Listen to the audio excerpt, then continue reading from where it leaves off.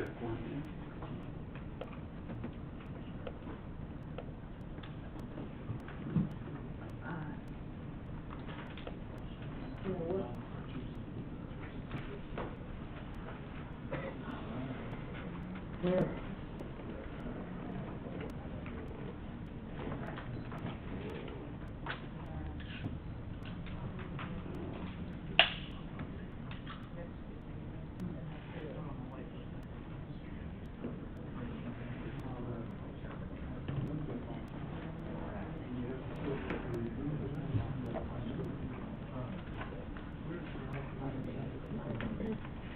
Something like that.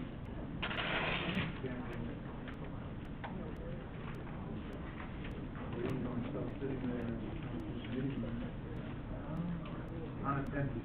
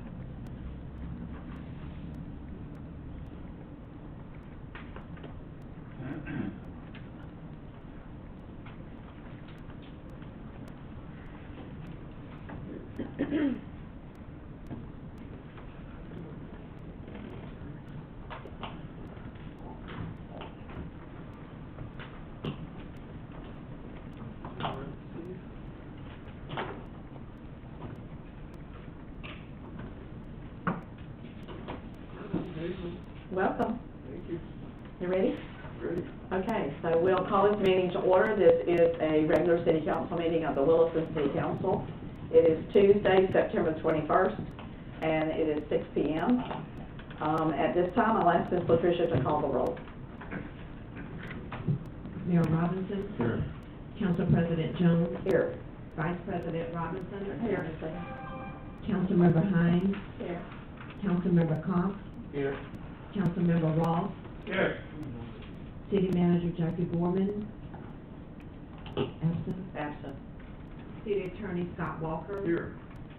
City Clerk Latricia Wright. Here. All other staff. Here. Okay, if you will, stand with us at this time for the opening prayer and the pledge of allegiance to the flag by the mayor. Please be with this meeting tonight, Lord. Be with the council as they make decisions for the city, Lord. And we ask this in Jesus' name. Amen. I pledge allegiance to the flag of the United States of America and to the republic for which it stands, one nation, under God, indivisible, with liberty and justice for all.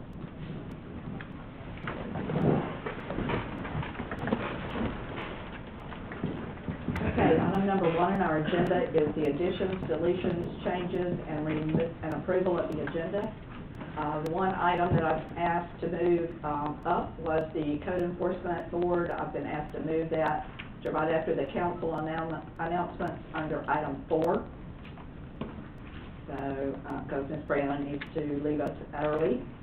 So if you'll allow that, I would, approval of the agenda with that change. I move that we approve the agenda as amended. Thank you. Motion and a second. Any discussion to the motion? All in favor say aye. Aye. All opposed, same sign. Motion carries. Okay, item number 2 is public participation. This is the first opportunity for the public to come to the council to talk about anything that is not currently on the agenda. If anybody has anything that is not on the agenda at this time, there is another opportunity at the end as well. Anyone online want to speak, unmute your mic, speak up now.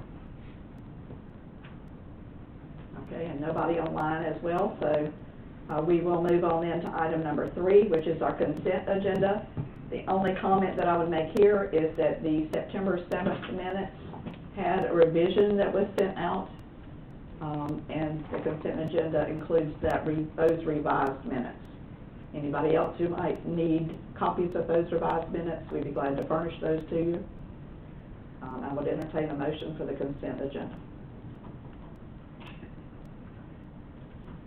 I move that we approve the consent agenda with revision to the, minutes. Thank you. Okay, I have a motion, I have a second. The consent agenda consists of the minutes of September 7th and Resolution 2021-58, which was an item that we took up on last meeting's agenda, and the resolution was not prepared at the time, and it had already been discussed and passed at that time. Okay, all in favor of the motion say aye. Aye. All opposed, same sign. Motion carries. Item number 4 is old business. It's from staff, board, and council member updates. City Manager Jackie Gorman, is she online by any chance? Okay. Ms. Gorman is out sick, and not with us. She hopefully will be back next week. Crossing my fingers. Okay, anybody from the council have an announcement at this time? We have another opportunity at the end. Anyone from staff have any comment they'd like to make here that's not on the agenda? Madam President, I'd like to make an important announcement. And actually, I'm going to let Kirsten Blue go to the podium and make the announcement. Welcome, Kirsten. She has important news. Is it good news? Is good news, is very good news. I, yesterday found out that I passed the Florida bar. Yes. Wonderful.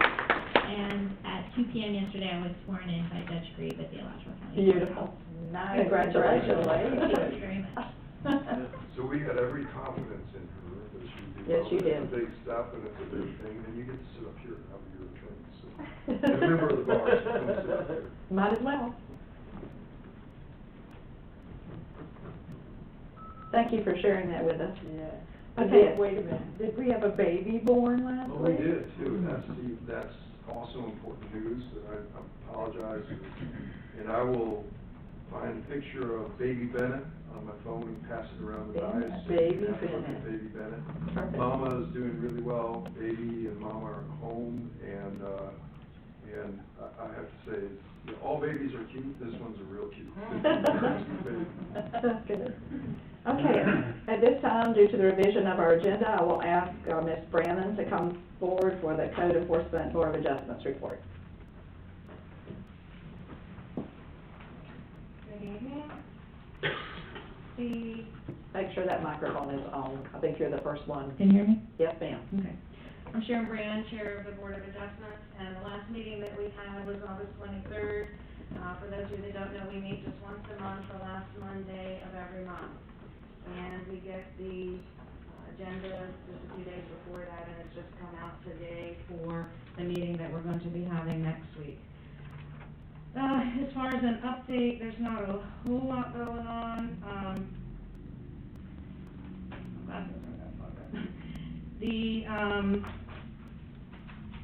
There's a few items that are on here that were cases that we heard during the last meeting. One of them was the Hardee's location under the name Art Cafe.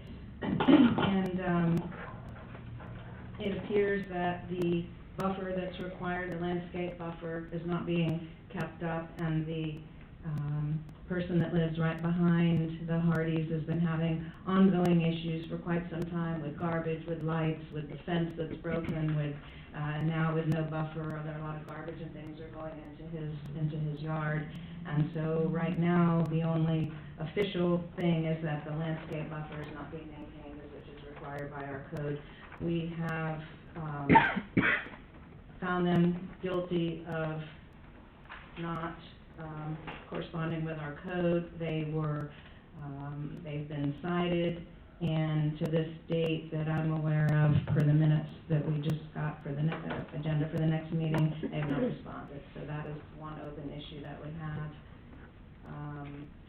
The other issue is with the former Nature Coast Hospital. If you've driven by there, you already know that the yard is not being maintained, and it's a few feet high at this point, and we have notified them, and to this date, nobody has responded with that either. And the only other item last time was a repeat offender, and this is probably the third repeat offender, and that was for the Lions Club. They are not maintaining their property, and it keeps being overgrown, and this is, I believe, the third time that they've been written up for that. And so we'll see what happens when we go to our meeting next Monday. And on old business is the antique store at the top of the hill.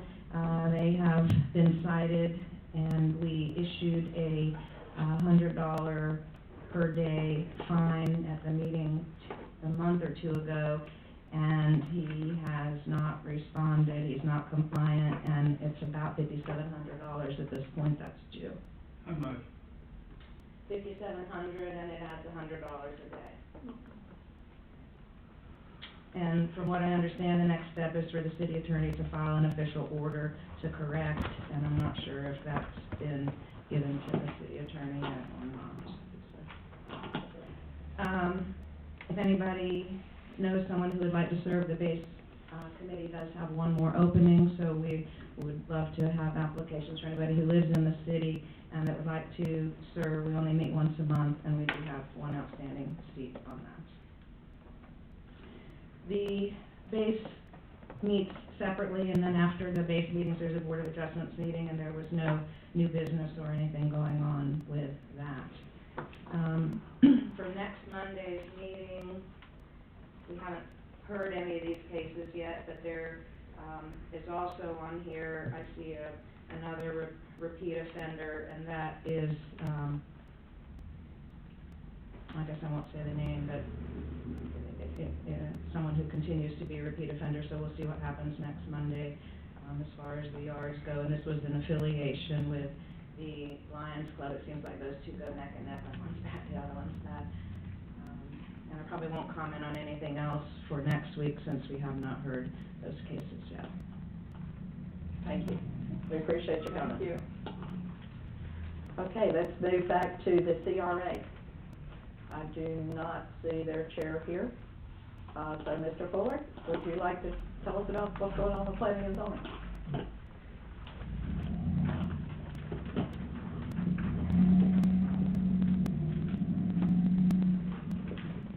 Our Planning and Zoning Commission meets the last Tuesday of each month. It's kind of strange to give a report to the council from Planning and Zoning simply because you all see everything that we recommend. However, there are a couple of things that we do have upcoming or that we have proposed, and one is a workshop, because first of all, I'd like to report that we are fully staffed now. No vacancies, which is strange since I've been on about 6 years, and that's probably been the first time we've been full, and so I do appreciate that. But having new people on, it is important that everyone is singing from the same sheet of music, that we do understand, that we do know what we're really doing, and even some of us who've been on for some time really do need to get a refresher about what we're actually supposed to do and what we can do. Things like what counts as evidence. It's in different cases, particularly the cases of the quasi-judicial hearings. And so, we're just looking for a workshop to do that, as well as figure out exactly how we operate. Those kinds of things we can't discuss after a meeting or whatever, because we don't want to violate the sunshine law. So a workshop is probably the thing that we need in order to make sure that we're operating smoothly and efficiently. So we're looking forward to that.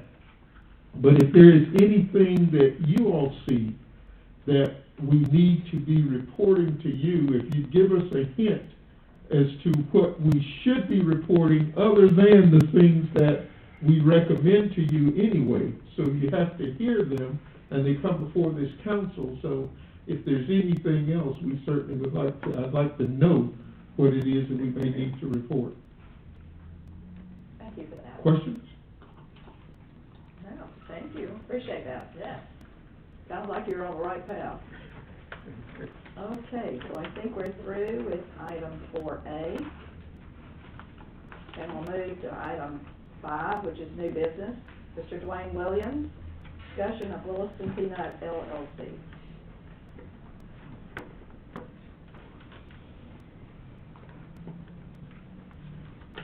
Good evening. Steve?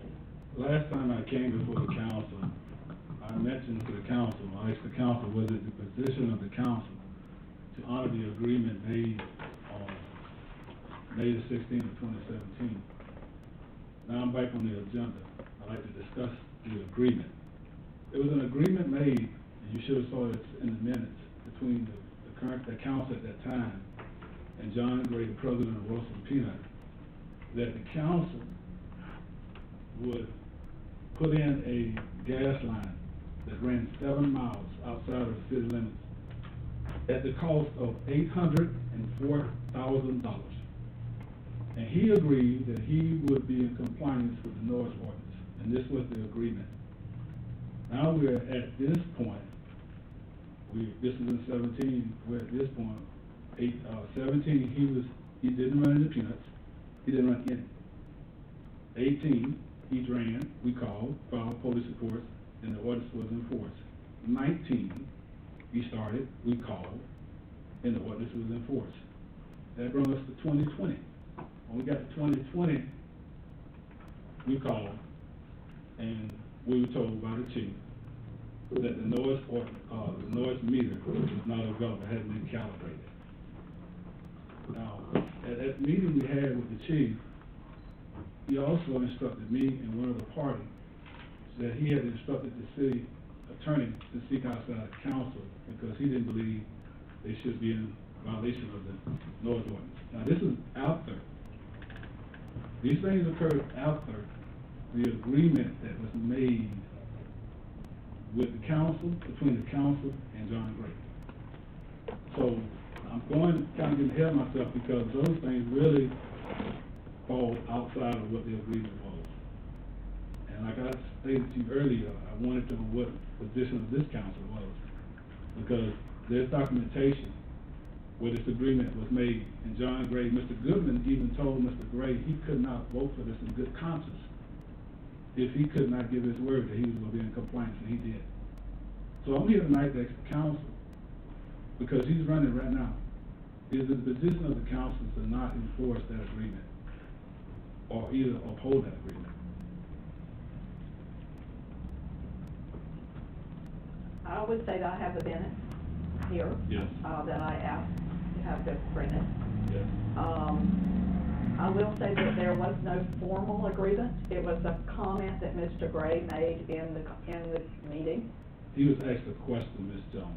He was questioned by Mr. Goodman. I did read that. He replied. You're correct about that. He replied to the question.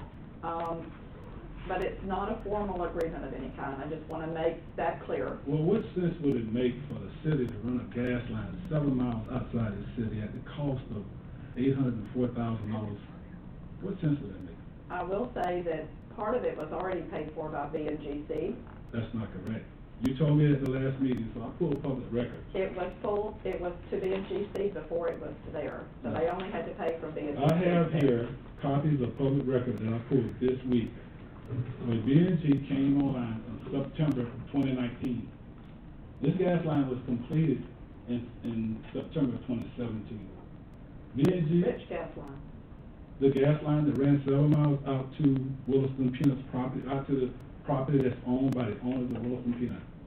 I have right here in my possession, I pulled this public records this week because I anticipated that may come up. I have right here, which you were welcome to look at, where B&G signed, here, I'll tell you exactly the date. Well, if you'll let can y'all advise me in the back? Did we put, 9/20/19. You hold can on look one at it. second, did we put Williston Peanut online before we put B&G Seed online? Did we? You mind? I mean, you may be right about that. Well, you just said that they can't come across, so I don't put it, there's documentation. I was not here at the time. Yes, ma'am. Actually, it was done in two phases. Yep. B&G would have been 2019, and Williston Peanut, that location was in 2017. Okay, that's what Okay. he's saying. Yes. Okay. Which made it easy for B&G Seed to sign on, obviously, because it was already there. My mistake, I did not know that. It makes more sense to me to be the other way. And like I said, I was not here from 2010 I understand. until most recently, I again in 2020. And not aware of that. However, they paid for their line. The cost was $804,000. Williston Peanut paid $125,000, which in fact, they almost didn't pay that. They almost didn't pay that, and I'm gonna tell you why. The gas line was installed, well, if I may. You may, go Okay, ahead. thank you. The gas line was completed in September of 2017, okay? When they came back and they ran ran the dryers in 2018, I also pulled public record then because I want to have a better understanding of why it was that they were running after this agreement. The first request that I gave the city for all documentation, including the contract pertaining to this matter, the city only provided me the documentation. They did not provide me the contract. I submitted a second request for public record, and I think it was 10 or 12 days later, the city sent me a contract where they had with the company that installed the gas line. That contract was dated 11 months. It was dated July of 2018, after the completion of the gas line. Who does business that way? Now, here's what I'm saying to you. At that time, I also requested documentation to the payments, because in the minutes, if you read them, Williston Peanut obligated himself to $150,000. Did you see that?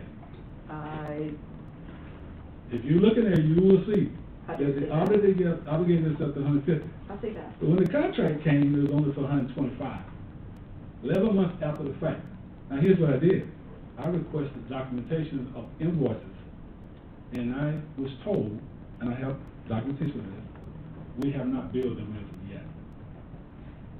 Now, it made questions in my mind whether or not any building or any contract would have been completed if I had not requested public record. Then, in conversation with various people from the city, I discovered that the previous city manager tried to omit the last payment of $37,500. Until Ms. Gorman came on board and caught it and invoiced them, and they paid this. So They presented themselves to her office with a check. well, Let's get that part straight. well, you know, listen, I'm only saying what I was told. Well, Okay, that and part is not accurate. The rest, well, everything else is. either way, they were told by Mr. Lipman that they didn't have to pay the That is final correct. payment, okay? Yeah. And what I'm suggesting to you, if we had not pulled public record, if we had not asked for documentation, which clearly the contract wasn't even done then, it may have never been done, and the invoices may not have never went out. I don't know that to be factual, but I'm just saying based upon how things look. And nobody's looked at that in the city, so I can't comment. I understand that. So my If question the there person who again, sent out the public records had given those. my question there again, based upon the facts that I just given you, Right. what is the position of the council? Because to me, it makes no sense at all to spend $804,000 on a gas line, okay, and get nothing from it. We do get something from it. What's that? He is a huge vendor. Okay, of natural gas. okay, well, here's the thing. Were there any, and I don't know the answer to this question, were there any grants or bonds or anything, does anybody know? Did Florida I don't believe there were Gas any, Utility? there were not any grants on that project, but the reason for the contracting is because a contract of that nature, there are inspections, because it's a regulatory agency, the Florida Gas Commission, and there has to be inspections, and also the depths and the topography of the land until you get into the property. That's why things are invoiced in stages. So the reason for the delay is because it's same as our sewer plant project, phase 3. You have to get to a point where the job's completed, it's inspected, and then the city has to go out, inspect it, and make sure, especially if it's a contract, that the work's been up to snuff. And then we would obviously not pay them until everything was cleared. Right. So that's actually a common practice. So it's a common practice to for do that. Wait, That's just, that is it. Excuse me, I'm sorry. okay. Sorry about that. Don. So it's a common practice on the city to have to do contract after the work is completed? To charge, to bill as you bill. Well, this wasn't the case, so the I don't contract know, like I itself. said, I'm gonna have to read it. I understand that, but I'm I'm gonna have telling to you, read it if for the you look meeting into also. it, the contract itself is completed. And I don't think that has anything to do with what you're here for. Well, I'm asking the So let's get question. back to the subject on the agenda. Well, it is a subject. It's not. It The is part of the contract- subject. The contract for If- natural gas. Whether or not the city is going, the position, the city is going to hold Wilson Peanut to that agreement. I'll also comment that it's only been 4 years, not 5, What do you mean? from 2017 to 2021. 17? No, 17 to 18. Hold on, 17 was the, 18 no, to no, 19. no, hold on, Ms. Jones, if I can tell you. The peanut season runs from August to October. They did not run from August to October in 17. They did not run because of the ordinance from August to October in 18. But the agreement that you're saying is from 17. The agreement, the Not contract. that it exists. The contract that I have Not- is dated July 2018. The gas line was completed. Gas line has nothing to do with it. Well, I don't see how, because the gas line was completed the year before. And what I'm saying to you is, based upon the agreement that was made in the May 16, 2017, There was Yeah. no agreement. okay? It was comments, and I can read the minutes too. Okay, well, so- You can read the minutes to the public if you'd like for me to. That's your choice, Ms. Jones. For the record, it says, Mr. Gray stated, earlier, is Williston Peanut hopes to have no noise at that location. Okay, so, The goal in the next 5 years is not to be drying peanuts in Williston, but to dry them at 121. And it goes on, but that's the sentence that you're quoting. so I have a question. What sense would it make to spend $804,000 on something that you expect nothing from? We sell them gas, Mr. Williams. Okay, you were selling them gas up here. We still sell them gas there. That wasn't the reason they didn't install the gas line. What do you think the reason was? Well, that they Mr. installed Ross the gas here line? was on the council, maybe he can speak to what the reason was. Well, you tell me what you think the reason is. No, I think that Mr. Ross, They installed it to dry peanuts, so you think they did it to increase revenue? of course. Well, Their then what revenue, sense yes. would that make, Ms. Jones, when You you mean the have city or Mr. Gray? the city? Both of them did it to So increase the revenue. city it would make sense for the city because of revenue, correct? We wouldn't put a line out there if it Okay. wasn't for Well, selling then I the think gas. the citizens of the city should ask you guys this question, because there's a large group of citizens in the city that don't even have natural gas. Why would y'all not start with them before you run something 7 miles? There's a large group of people in the city that don't even have sewer systems. We run it where we're asked to run it, the natural Oh. gas, So you're gonna go 7 miles outside of the city because they asked. before you furnish it to the citizens in the city? What good practices is that? If somebody asked for it, we will attempt to get it. Well, I know a gentleman sitting here tonight, who's my neighbor, lives about 250 yards from me. I have natural gas. He asked for the city to bring gas to his house. He was told no, it wasn't feasible. And that gentleman is sitting right there, Mr. Messer. And if I'm telling you wrong, Mr. Messer, correct me right now. No, but if he can give the address to the utility department, they'll take a look at that. Well, this is evidence, right? I mean, So is all the rest of you it. said that they did this to create revenue. It makes no sense when you have a citizen requesting gas He told no, but yet you run a gas line 7 miles out of town at the cost of $804,000. And then, in fact, you have other citizens who don't have natural gas. Also, in fact, you have other citizens that don't have sewer systems. I think I heard Ms. Hines reference this a couple meetings back when I was looking through the video, and she was inquiring about this same thing. So what sense does that make? Would you please get back to the topic at hand? Well, this is the topic. It is not the topic at hand. Why is it not the topic? Okay, so let me move on, because I see now that, you know, I see where this is going. So let me go on to something else, the second thing I'd like to discuss, which is the Florida Right to Farm Act, okay? Now, at the last meeting, there was a statement made that because of the Florida Right to Farm Act, they were exempt, okay? And Mr. Glenn Bryan from the State Attorney's Office was quoted as saying they were exempt. Well, I spoke to Mr. Glenn Bryan. And Mr. Glenn Bryan sent me a trail of emails where the conversation took place. And in fact, what Mr. Glenn Bryan told me was that he never said that they were exempt because of the Florida Right to Farm Act. He said that he did not find standings on the city ordinance because he felt as though the state statute superseded that, okay? Now, I also have copies here. I've read his comments, and he Okay. did not say it that way. Okay, well, He never said it superseded it. Okay, Never. here's what I have here. I have emails. I can read it to you since you read it to me. Okay. This is the email, the first response that Mr. Glenn Bright sent back to the chief. He said, I really think that you should talk with Mr. Fred Copeland about this. My opinion is that the state law supersedes the municipality ordinance, and Williston Peanut should not be cited.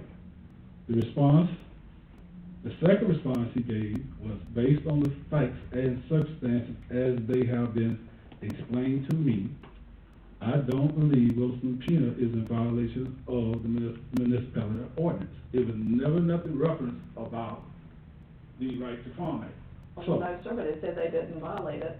Okay, hold on then. Just hold that thought for I mean, one you're second. answering your own questions. No, just hold that thought, because if I made copies for you guys of the Florida Right to Farm I Act. have copies of it. Well, who would like to have one? I can give you one. If anybody like to have one.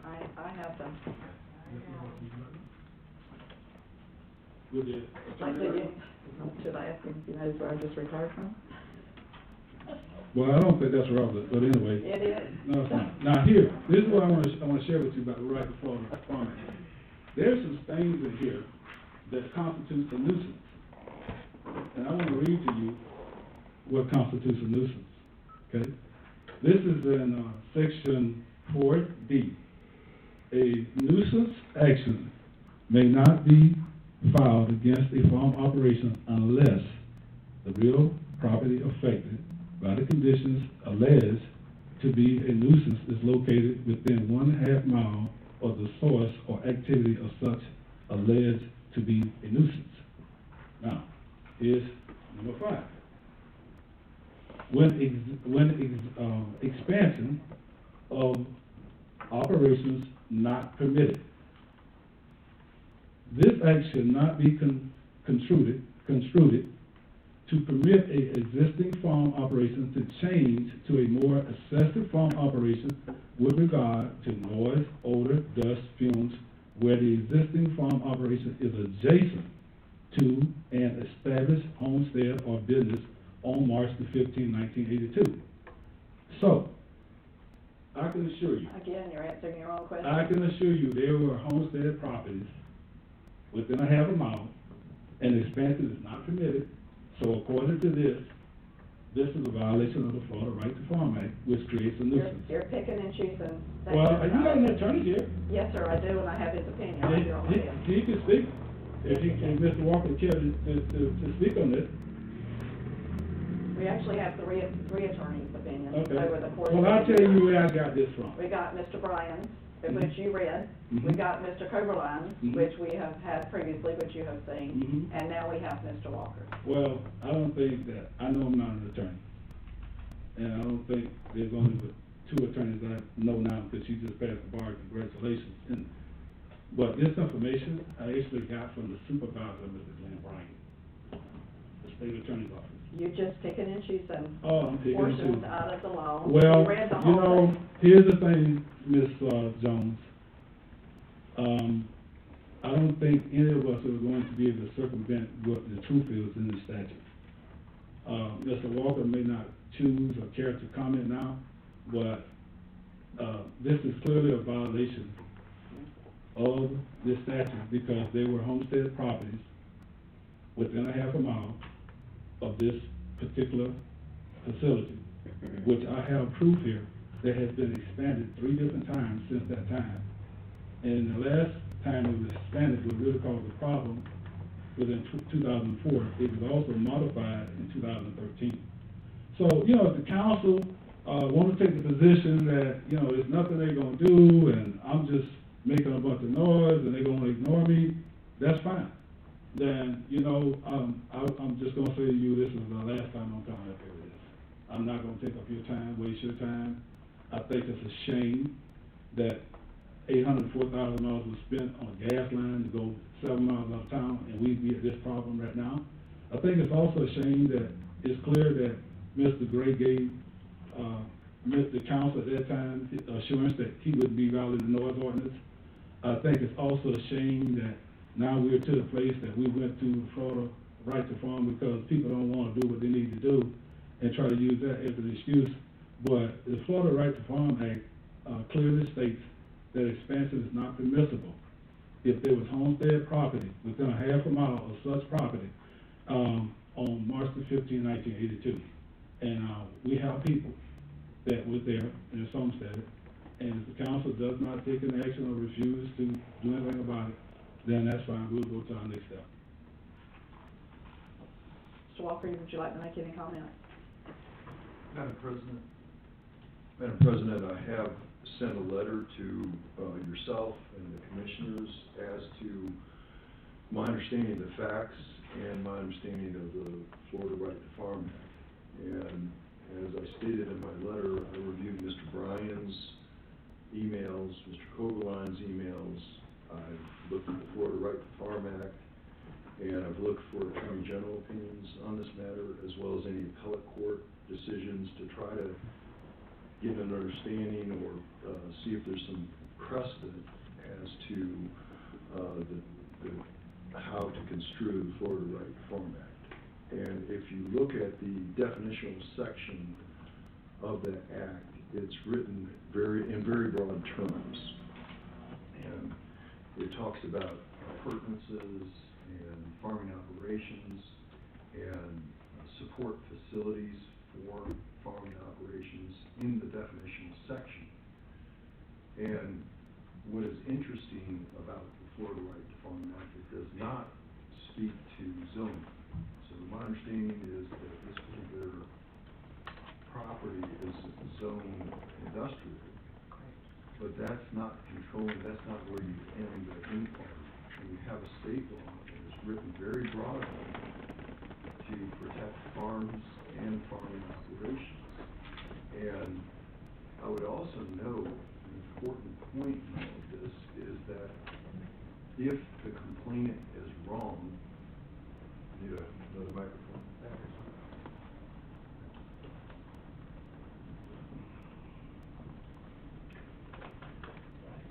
So there's a couple of issues on bringing a nuisance matter. Is that better? No. Let me see. I can maybe speak up a little bit. Try to. Got a little bit of a sore throat, so I apologize. But there's a couple of issues with regard to making a nuisance complaint against the farming operation. In my understanding, this particular operation has been in business and operational since 1981, and that's been continuous and ongoing. And one of the things that the law states is that you have to prove, you're the complainant, you have to prove by clear and convincing evidence that this is a nuisance. And it sets a different standard for nuisance. We have standard decibel limits for residential and commercial operations. We don't have a nuisance standard for farming operations or industrial operations or operations that are pertinent to farming for a reason, I think. think, because of the Florida Right to Farm Act. But if you're the complainant and you bring that lawsuit or an action, you have to prove by clear and convincing evidence that that operation is in fact a nuisance under the terms of the act, not necessarily terms of Williston's Code of Ordinances. And when we talk about clear and convincing evidence, that's a very high standard. That's almost a beyond the reasonable shadow of doubt standard that is applied in criminal law, not in civil law. Usually we're talking about a preponderance of the evidence, which if you're weighing the proof, you put a P on this side of the scale and it's 51 to 49, you win. That's what a preponderance of the evidence standard is. Clear and convincing is way beyond that, to, like a criminal statute or a criminal burden of proof. So it changes the burden of proof. That's an important element of this. And then it also states that as long as the farming operation is using best management practices, that it is not a nuisance. So you have a very high hurdle to get over to find that this particular operation is in fact a nuisance under the Act. And if you're wrong, the penalty is very great. You pay all the costs, and you pay all the attorney's fees for the pleasure of being in court. So the penalty for being wrong in this instance is pretty extreme. So it's an act, in my opinion, that is very broadly written. It is based upon operations and farming operations. And I'll give you another example. And I'm very familiar with residentially zoned properties that are being developed, and the developer plants trees on the property, and it's silviculture, and he gets an ag exemption, even though the property is being ultimately developed for residential purposes. So the underlying zoning category is not necessarily indicative of what is going on that property as far as a farming operation is concerned. And I'm familiar with others, and Peanut has its own farms or its own farming operations. Not only are they drying their own peanuts, but they're drying other farmers' peanuts as well. Yeah. So this is an area that, in my opinion, it is under the Right to Farm Act, and it sets a different nuisance standard, and it also sets the standard very high, and the penalty for being wrong is pretty extreme. So with all of that, my opinion is that Mr. Bryan's opinion is correct, and Mr. Kovaline's opinion is correct, and I cannot find anything else in the law that says that no, this is in fact an industrial operation and not under the Florida Right to Farm Act. So that's my opinion. That's what I've written and also signed off on. So that's where this rests at this point. Furthermore, I know there's been some reference tonight about an agreement that happened 4 years ago, and that they're going to be, their goal is to be in a situation where they're under the decibel limits in this area, or that we should be, or that we may be, or that we might have a goal for that. I would never ever write a contract that says we should be able, we will do this. This is how we do it. We reduce it to writing, and then we sign off on it, so that 5 years from then, we can enforce such a document. And unless you've got something that's definitive like that, that's not an enforceable contract. That's something that we would like to achieve. It's something that we would hope to achieve, but it's not something that I would go to court on and say, okay, we're going to enforce this. So I think there's a number of problems with the gentleman's argument that this is a thing that the city of Williston can enforce in court or enforce in other measures. And so that's my opinion, and I've written that to you, Madam President, the mayor, and the rest of the council as well. Thank you. Thank you. Appreciate it. Yes, ma'am. I have a question, please. Go ahead. So a verbal, or what we construe as verbal contract is entered into enforcement. I'm trying to think of the person that stated that a verbal contract isn't worth the paper that it's written on. You know, there's an old saying to that effect. And the problem with verbal contracts is this, that you may have an understanding of what the verbal contract is, and I may have an understanding of what the verbal contract is, and enforcing that is more problematic, number one. Number two, there's a thing called statute of frauds in Florida, which if a verbal contract is intended to be enforced over a 4-year period of time, over a 1-year period of time, or it relates to real property, it has to be reduced to writing. So I think that this particular connotation that this is an enforceable contract is going to be met with, number one, we didn't have a contract. Number two, the terms of the contract are very hazy, at least from what it sounds like in the reading of what was just said. And enforcing it under the statute of frauds is problem. You just have problem after problem after problem. And that's why we reduce contracts to writing so that we can have enforceability. That's the bottom line. And let me just add that I have spoken to Mr. Gray, and if you count, even if we were going to say, and I don't call it an agreement, I call it comments he made standing at the podium, which is what he did. And you're right, Mr. Newman asked him a question and he responded. I do agree with that. But if you count the peanut season of 2017, 18, 19, 20, 21, we're still in the 5th year. Even if you... I understand that. Okay, so I will say that I have spoken to him about it twice since your last visit here. He's doing the best he can to get it all out there.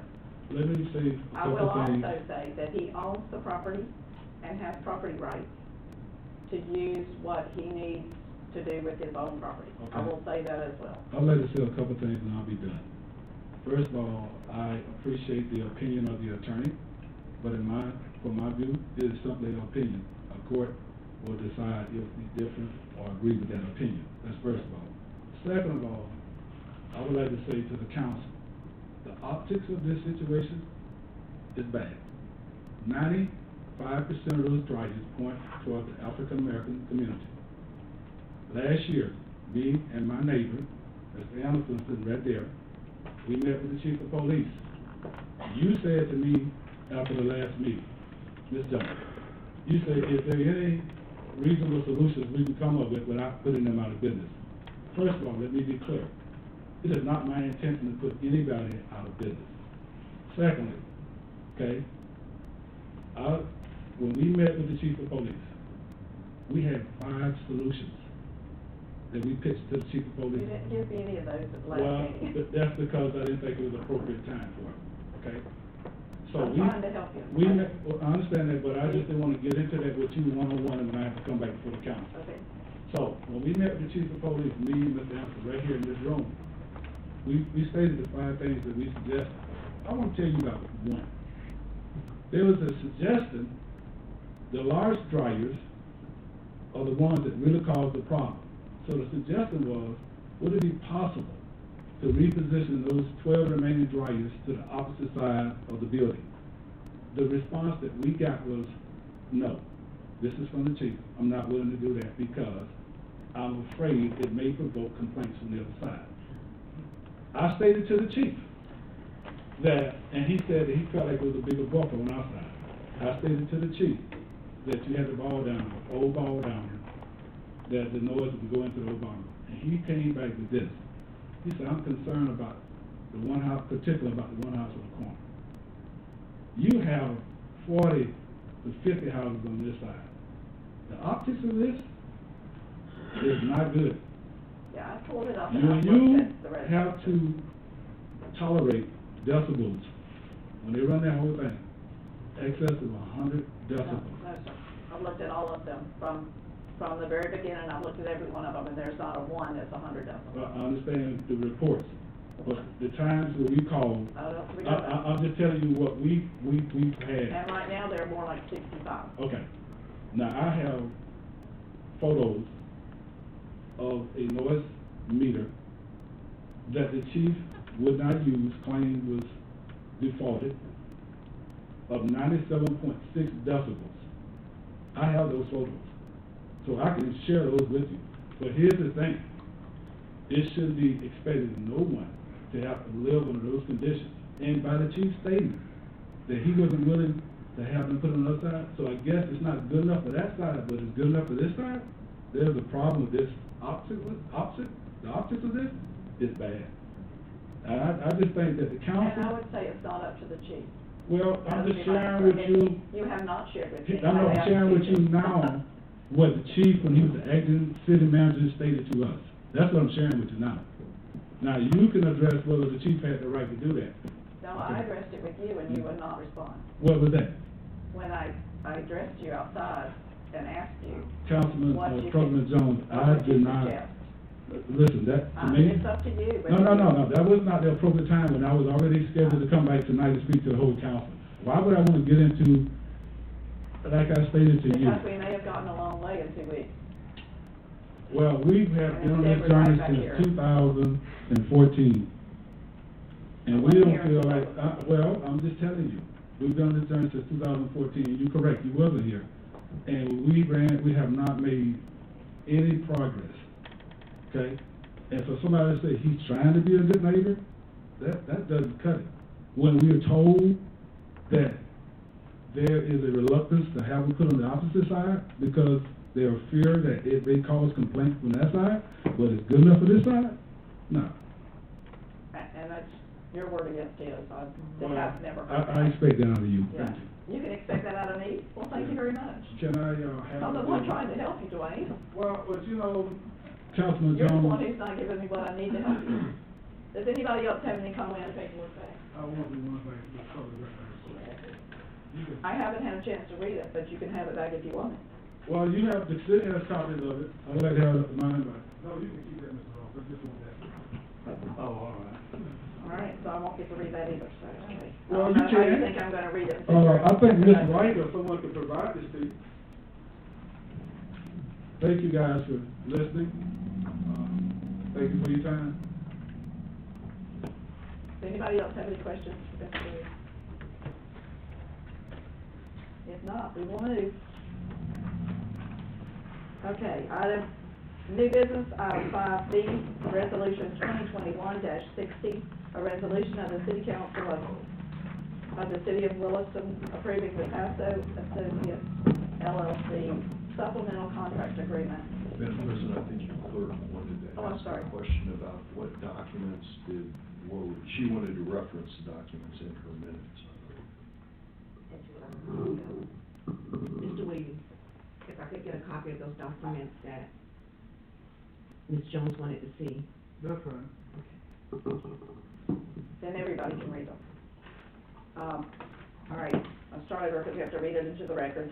Resolution 2021-60, a resolution of the City Council of the City of Williston approving the Passero Associates LLC supplemental contract agreement 21-23, airport terminal building site selection, program development, and architectural conceptual development, authorizing the appropriate parties to sign any documents required to execute such agreement on behalf of the City of Williston and providing for effective date. Good evening, ladies and gentlemen of the council. This is the work order, basically the follow-up to the FDOT grant that we had for the terminal building last council meeting. So this is Passero's side, which is just the work order for the design phase of the terminal building. Okay, anybody have any questions for Mr. No. Mr. Hartson. Actually, Madam President, this is for you. I thought you all were gonna move number E up to be a little farther on the, am I correct? I moved item 4, Okay, thank you. code enforcement up. Thank you. Thanks for trying to keep it straight. Okay, I'm looking for the dollar amount, Mr. Siegel.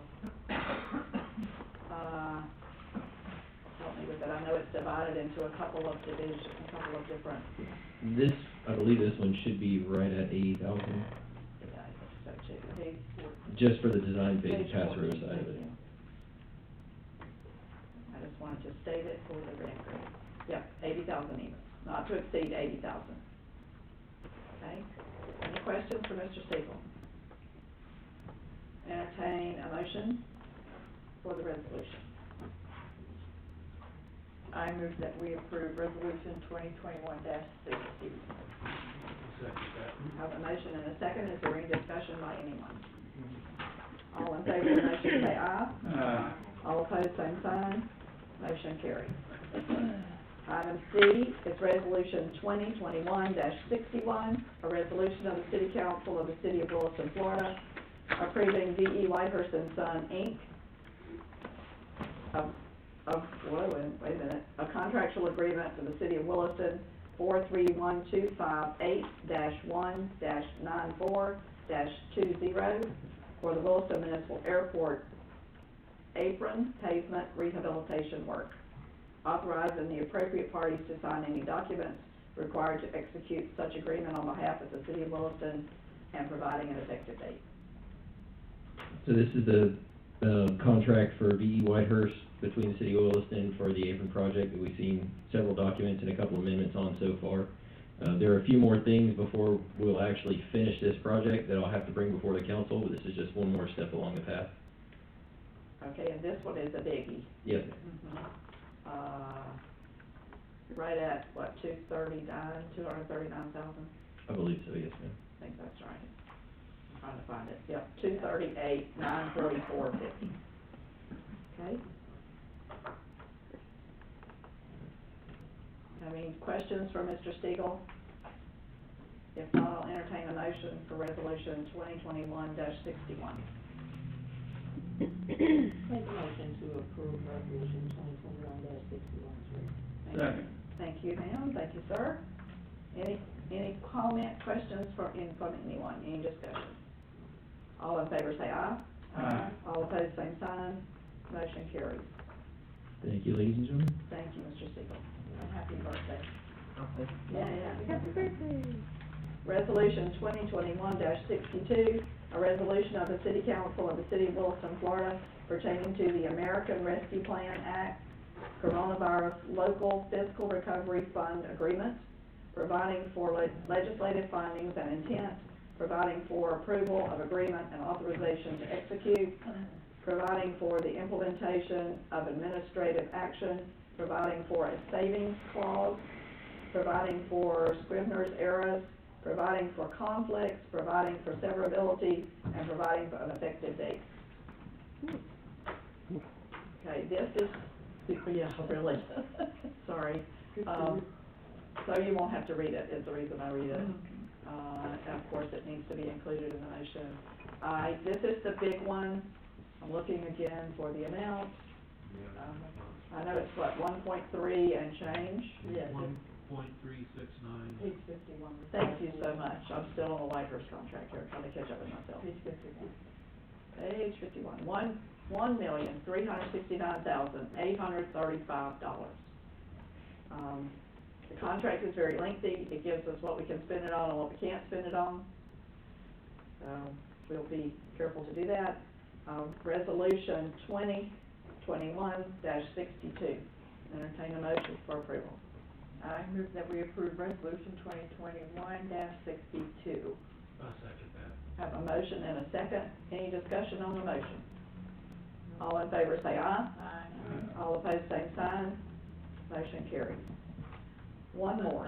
Resolution 2021-63, a resolution for the City Council of the City of Williston, Florida, approving an agreement between the City of Williston and Charlie Flournoy regarding code enforcement lien foreclosure proceedings, authorizing the appropriate parties to sign any documents required to execute such agreement on behalf of the City of Williston, and providing an effective date.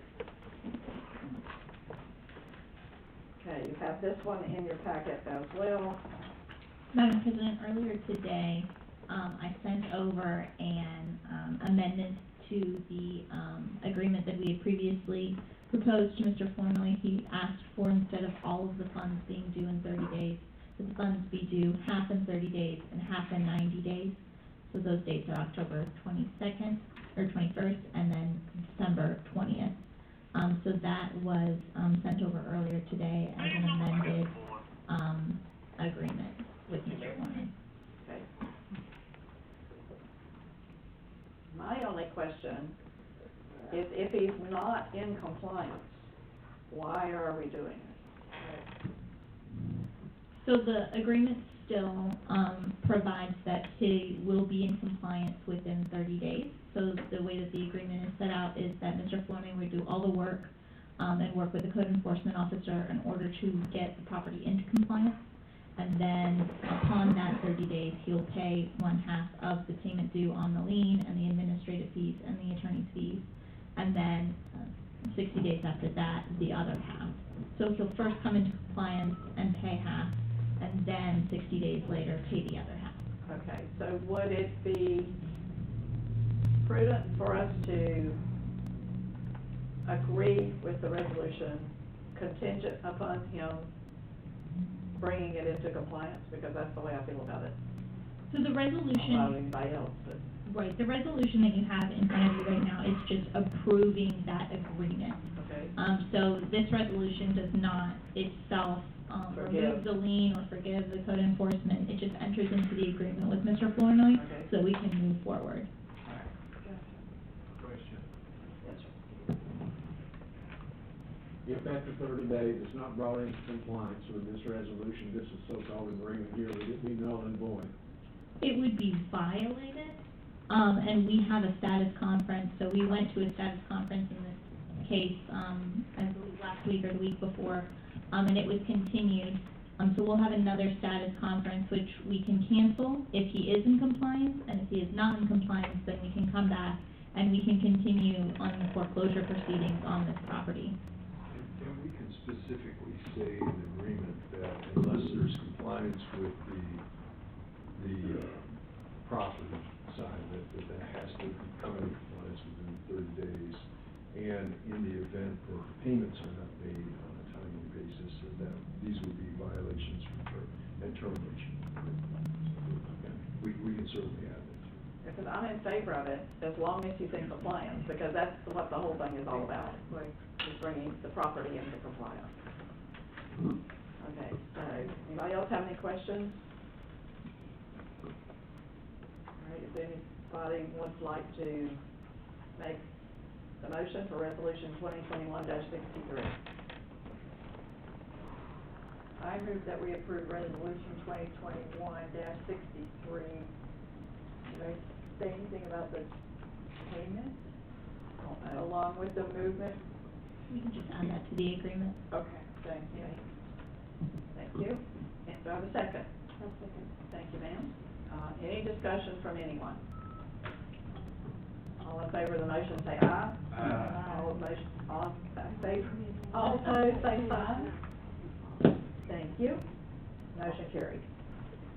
Okay, this is your second opportunity as the public to bring public information to us or ask us questions for public participation for something that is not on the agenda.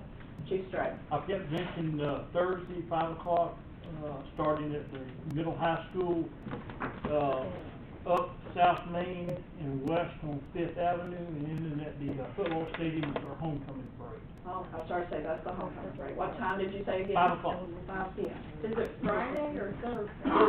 Thursday. Thursday the 23rd. Yeah, 'cause Saturday, Friday's the game. So What's the date again? Thursday the This Friday. 23rd. This Thursday, excuse me, this Thursday, because the game is Friday. Thanks, sir. Anything from anyone else? Can I make a comment? Yes, sir. It's Friday. I need to look at the board. Sure. If you will, state your name for the record.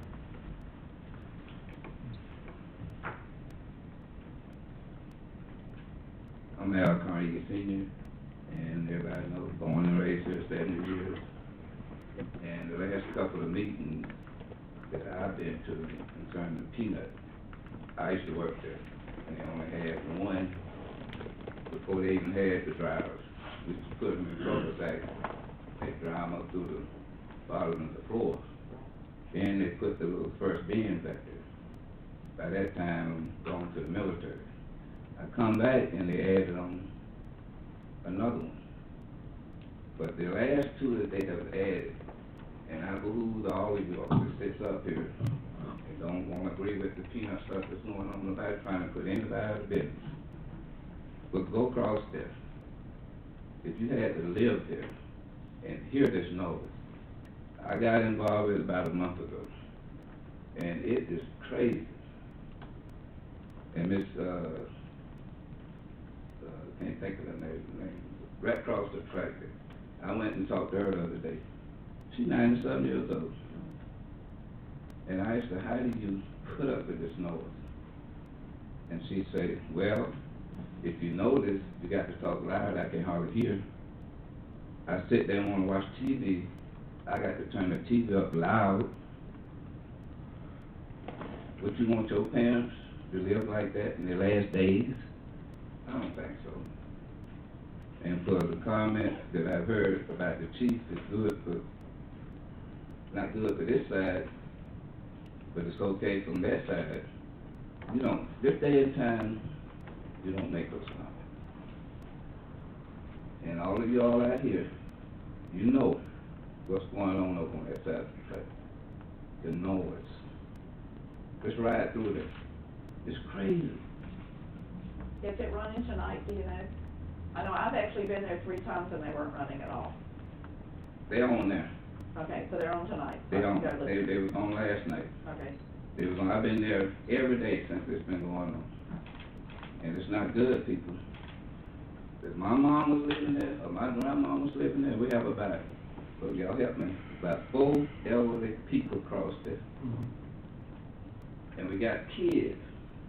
I have talked to some of them. They say they can't study at night because they just get away from their concentration.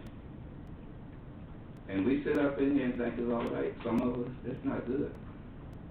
And I was born and raised here, and I'm 70 years old. And to hear what's going on here, I got a business. You can't do what you want to do on your property. This funeral home is over in Chieftain. I tried to get a shed, an extra shed to put stuff in. They told me I couldn't do it. So that thing about you can do what you want to do with your property. Back in the day, the other shed, I just took and pulled it there, anchored it down, trying to do the right thing, go to the city. They said, "Why you can't do that anymore?" And how they got permission to put those other big bins there for the big trailers to drive that makes all that noise, I have no clue, but it's questionable how they got those permits to build that last shed, the big semi-trucks that go in there. That's where all the noise is coming. So just do your little study. Go talk to the old lady, the 4 old ladies, and go talk to some of the school kids at night, what they have to go through. That's all they have to say. Just think about it. It got to be some other solution to take that noise, build a wall across there to buffer that noise. Do something so we don't have to keep going on like this. It's embarrassing. It's really embarrassing to me as a 70-year-old citizen born and raised here. It's not good. And for the new people to come in, whoever you may be, and think it's okay, and not think about the ones on that side of the track. Don't make those comments. It's not good. Y'all have a blessed day. Any questions? I would just comment that it doesn't matter what side of the track. It shouldn't matter. It should not matter. It should not matter. Yeah, we're trying to make it better for everybody. Who it fits, you didn't say it, but it's been said. It should matter. It should. Any other comments? Someone like that? Thank you for coming, Mr. Brown. Okay, any other public participation? Got anybody online? Nope. No, you're just running your clock. Okay. Any other public participation for this agenda? Okay, we'll go again for announcements. Mr. Elliott, do you have anything? Yes, I was wondering if anything had been done about the retention pond in front of Popeyes. It's still full of water, with the grocery luggage in. I'm seeing the microphone move. Yeah. Good evening.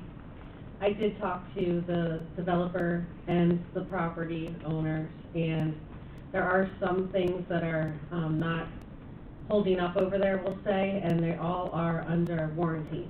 So last week, some of the things were fixed. The retention pond has not been fixed yet. I don't want to put them under code enforcement, but I have told them that I might have to. But it is being noticed by more and more people. Unfortunately, that retention pond is the silt is coming from another property, so they have to work it out together. But we are on it, I swear. Well, it is a mosquito breeding property. Yes, sir. Yes, sir. I would also, on that same line, I would like to make a comment about the grass on the east end of the property that's up to my knees. And even if they can't get a mower in there, they can get a weed eater in there. Yeah. It's all along the front of Noble Avenue, up to the east side of Popeyes. Oh, Right the up on the road empty, next to the sidewalk. the empty lot. It needs to be cut as Yes, well. yes, ma'am. Looks bad. Anything else, Mr. Ross? No, ma'am. Ms. Hines? I would like maybe possibly an update from Ms. Laura related to the plans for Cornelius Williams Park. Where are we at in that stage? I'm sorry, ma'am, I didn't hear you. He was, The plans for Cornelius Williams Park, do you have an update or an idea when the plans will be presented to the city council?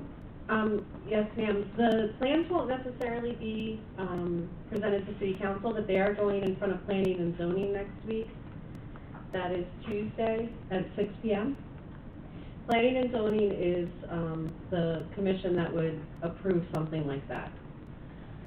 We do try to update city council quite often, and Ms. Appling does that for us. So after that meeting, I expect she'll probably be very excited to come up on October 5th and tell everybody where we're at. Okay.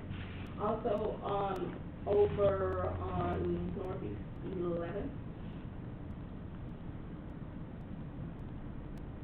Yes, on the corner there, straight. Yeah, I'm trying to remember. Which way did they run, north or south or east or west? All right, so it's gonna be, They run east and west? yeah, That's a street. okay, so Northeast 11th Street, right there on the corner, just past, the washing machine, wash out? Wash out. The Alamo. The Alamo. On that corner there, to the right next to the big tree, where the old growth is there any way we can take a look at that? I know there's a sale sign there, but it's going up pretty high there as well. To make sure that, if it needs to be cut by the owner, it is, if not, then. Yes, ma'am, I'll work with our team and see exactly what you're talking about. It's obvious, I noticed it as well. That's actually going out of Williston, just before the curve by the BP out there. Oh, okay. But it's on the left hand side. Yeah, it's on the left, not the right. Anything else? Sure. Mr. Mayor? And we'll come back to me. Ms. Robinson? Member Hobbs? Any staff? Nope. Any staff in the back? Oh, sorry. We do have a quick announcement. November 18th, we will be having our ethics training. So that's November 18th from 4 to 8 at our office. I'm sure that our address is around, but if anyone needs it, just let us know. And we look forward to seeing you all there. Do we need to RSVP to Ms. Wright maybe, so she can give it to y'all? That would be great. Well, 4 until 8.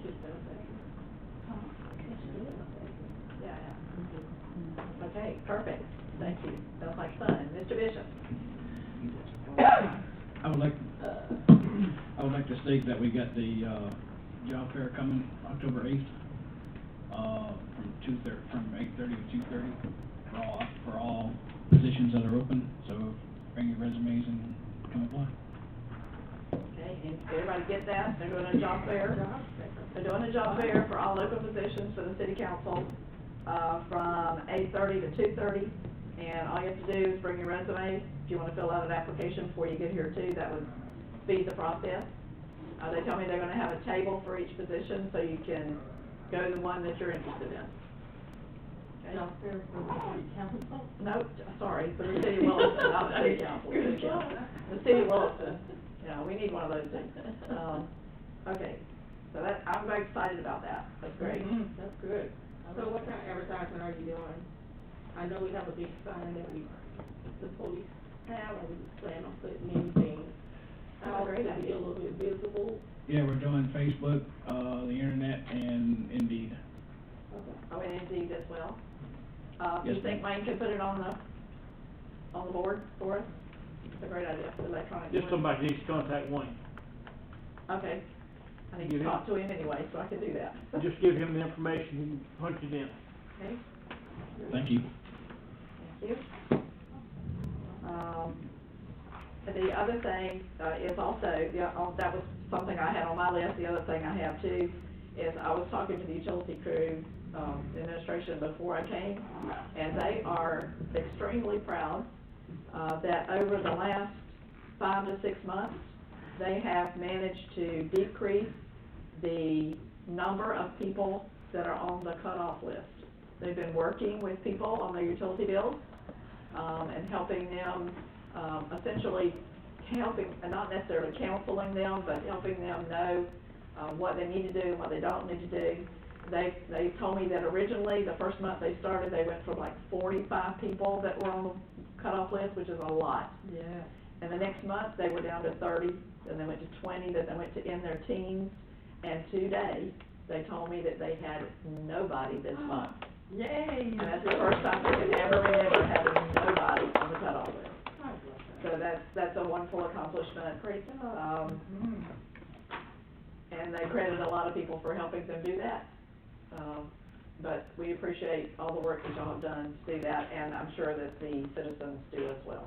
They work hard. Yeah, that's all that I have, Ms. Patricia? Just a reminder, next Tuesday, September 28th at 5:30, our second budget hearing.